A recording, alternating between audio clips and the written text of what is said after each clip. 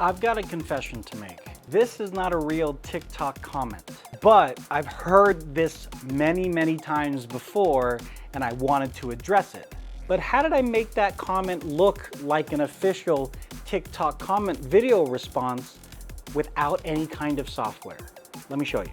Head over to talkcomment.com. You can upload an image for the profile picture. You can choose any kind of username you want, even, I don't know, my username, Mr. Beast, if you wanted to troll someone, and even choose verified and create whatever comment.